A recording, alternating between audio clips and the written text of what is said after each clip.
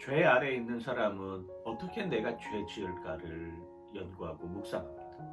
그런데 반대로 은혜 안에 있는 사람은 내가 어떻게 하나님을 기쁘시게 할까를 고민하는 것이죠. 그렇게 생각하는 여정 가운데 죄 아래에 있는 사람은 여전히 죄 짓는 자리에서 머무르게 되는 것이고, 은혜를 생각하며 하나님의 기쁨을 찬양하는 사람은 여전히 하나님께 내가 어떻게 행할 것인가를 고민하는 것이고, 그것이 바로 행동으로 이어지는 것입니다. 당연한 이야기죠.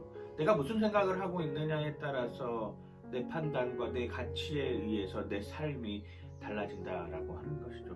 흔히들 이렇게 생각하는 사람들이 있습니다. 내 이렇게 죄 지어도 하나님 은혜의 하나님이고 하나님 사랑의 하나님이니까 다 용서해 주실 거야. 그렇죠. 다 하나님 용서해 주십니다. 그 죄에서 빠져나와서 은혜의 순간으로 갈 때 말입니다. 그런데 여전히 죄 짓고 있으면서 하나님 다 용서해 주실 거야 라고 하는 것은 말이 안 되는 이야기죠. 어불성설입니다. 그래서 오늘 로마서 6장 12절은 이렇게 표현합니다.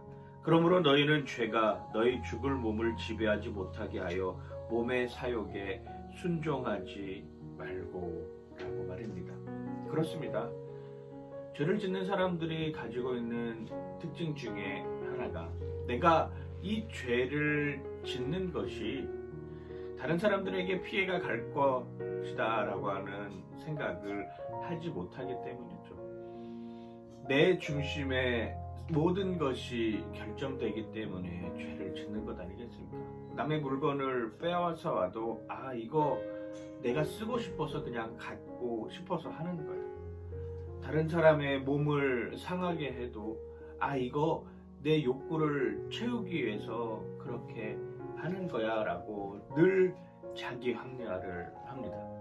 결국 그 자기 합리화는 하나님과의 관계를 단절시킬 수밖에 없는 것이고, 그 단절의 결과는 죽음으로밖에 이룰 수 없다는 것을 우리는 너무나도 잘 알고 있습니다. 1945년 8월 15일 우리나라는 광복절을 맞이했습니다. 그 광복의 순간, 그 기쁨의 순간이 어쩌면 우리가 죄와 은혜를 구별하는 것을 하나 우리에게 보여주는 것 같습니다.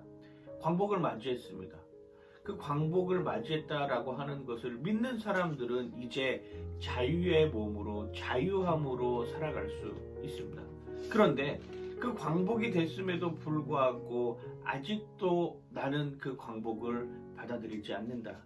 믿지 못하겠다. 나는 지금까지 광복이라고 하는 것을 생각도 해보지 못했다라고 생각하는 사람은 여전히 그 광복의 자유를 누리지 못하고 죄의 굴레 속에서, 억눌림 속에서, 속박 속에서 살아가고 있는 것이죠.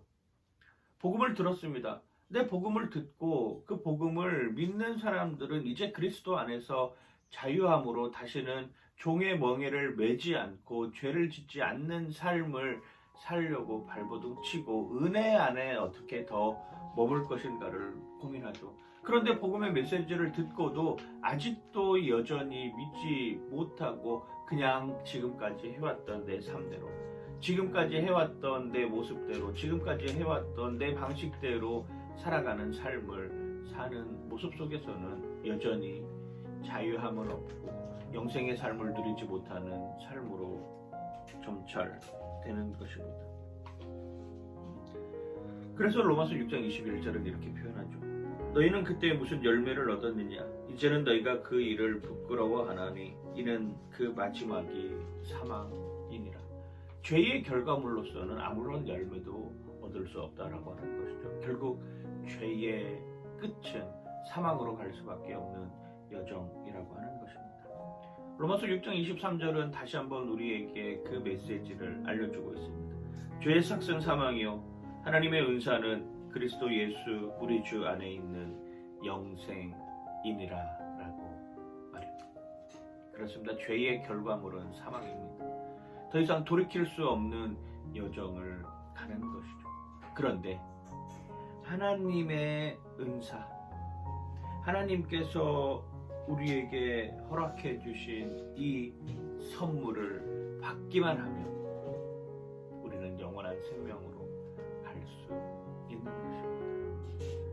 오늘 하루의 삶 가운데 여러분은 어디에 속해 있겠습니까? 아직도 죄에 머무르겠습니까? 아니면 은혜 안으로 돌아오시겠습니까?